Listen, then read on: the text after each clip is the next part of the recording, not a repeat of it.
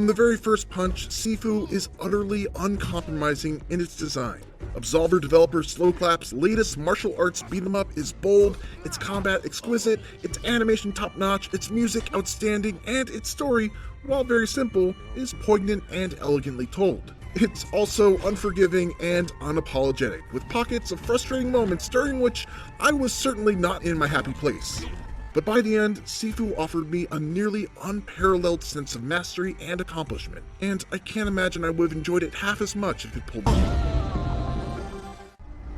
Sifu begins, as so many revenge-fueled martial arts stories do, with a murder. Your father and martial arts master is killed right before your eyes in what is quite simply one of the best prologue chapters I've played in recent memory. 8 years later, you set off on a journey to kill each of the 5 people involved. It's a very simple premise, but it's executed wonderfully. You begin with very little information about your targets, but over the course of the campaign, you start to piece together who they are and what they're all about by collecting clues and evidence throughout each level. I found myself uniquely motivated to seek out each of these clues, not only because of the additional lore and context about the main character's quest for vengeance that they provided, but also because finding one could potentially unlock doors in previous levels that would lead to entirely new sections. Plus, the way new information is added to a detective board showing how everything is connected is a nice touch.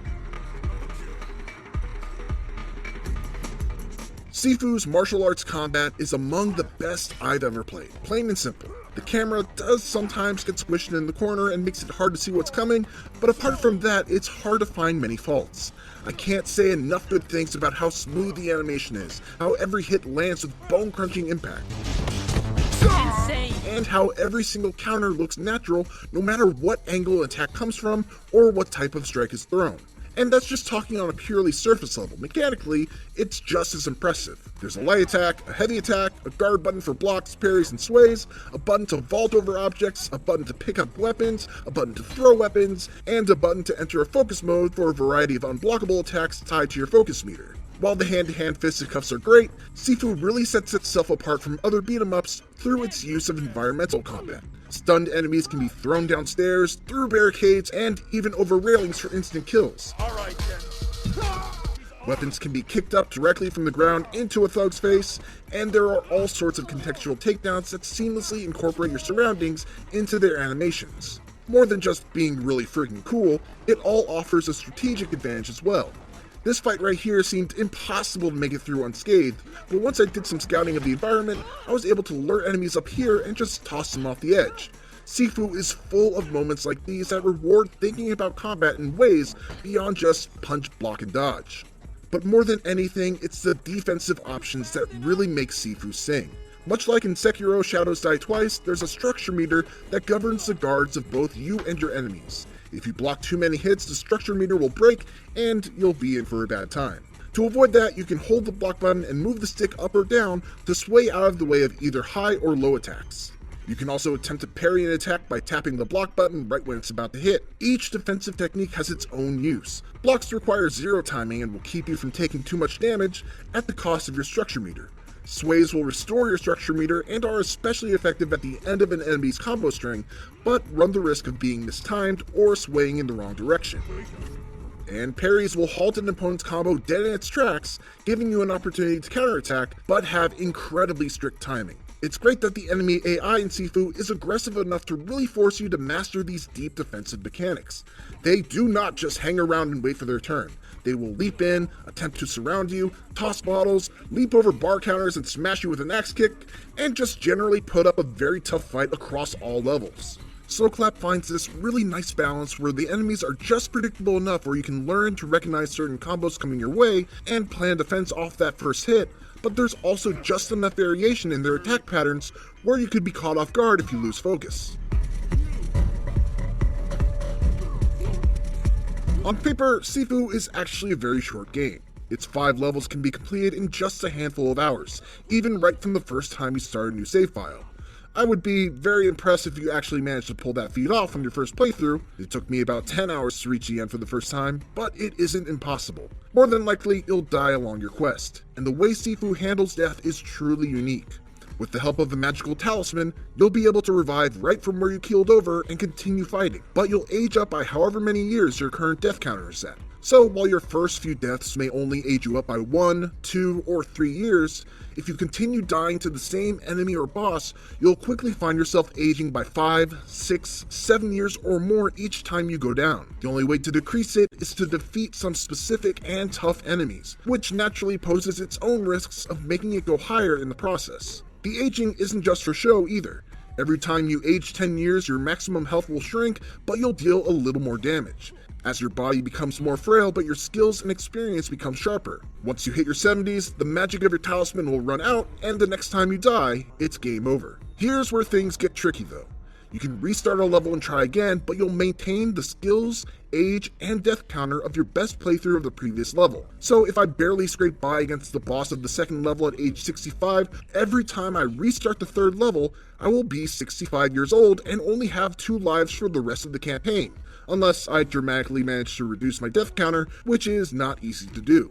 Obviously not an ideal scenario. Basically what that means is it's not enough to just beat a level. You need to beat the level and have enough of a lifespan left over so that you can realistically tackle everything after it. This is the one pain point in Sifu's design. Similar to a roguelike, it demands that you replay levels repeatedly until you're able to basically master them. But unlike a roguelike, there's no procedural level generation or randomized loot to alleviate some of the repetition involved with playing the same levels over and over again.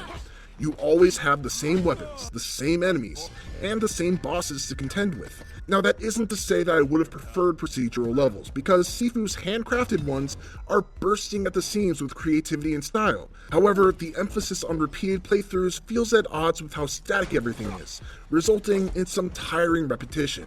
Mercifully, there are shortcuts that you can unlock on subsequent playthroughs, so you'll rarely ever have to play an entire level over again. In one particular stage, you're able to pretty much just beeline straight to the boss once you fought her for the first time. But in other cases, like the second level in particular, you'll still have to play through 10 to 20 minutes before you even get a chance to attempt the boss again. I know that all sounds bad, and surely it was a substantial hump that I needed to clear. But once I did, I truly fell in love with the masterful combat and moment-to-moment gameplay of Sifu. Not to mention the excellent dynamic soundtrack, the cool ways it uses ambient noises from the controller's speakers, and its gorgeous watercolor art style.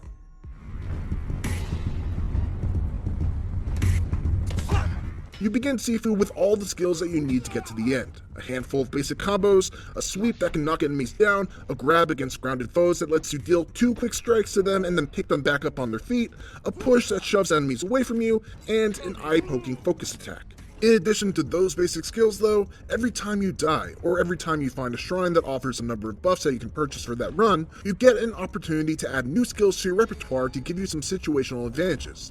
That includes options like the ability to catch incoming projectiles, a counterattack that can be used while you're on the ground, or a ducking strike that lets you slip under a high attack to punch an enemy straight in the crotch. The catch is that when it's game over, all of your skills reset to 0. There is some roguelite style persistent progression though, in that you can make a skill a permanent fixture on your loadout once you've bought it a total of 6 times. So you need to make a choice on any given run about whether you want to spend your points doubling down on a skill that you really want for future playthroughs, or spread your experience around to give you the best possible chance on that particular run.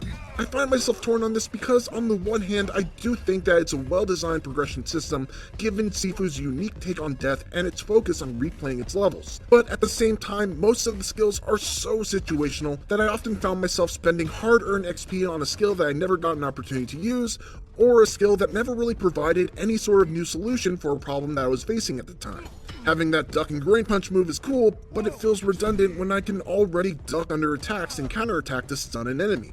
There are a handful of exceptions, but many other skills follow suit in that they're cool attacks that aren't really any more useful than your core set of abilities. Sifu demands a lot from you, and that's a sword that cuts both ways. Its combat is impeccable with incredibly smooth and impactful animation, deep fighting mechanics, and challenging enemies that really make you fight tooth and nail for every victory. At the same time, the repetition that comes from replaying the level so you can essentially set a high score and give yourself a chance at completing the rest of the short campaign with what's effectively one persistent pool of lives can lead to some really frustrating moments with no clear path through outside of just trying and trying until you get better at it. On the other side of that vicious learning curve though, is one of the most impressive beat-em-ups I've ever played. with excellent level design, fantastic music, and, once it was all over, a sense of accomplishment and satisfaction that few other video games can provide. For more Sifu, check out the first minutes of the game, and for everything else, keep it here on IGN.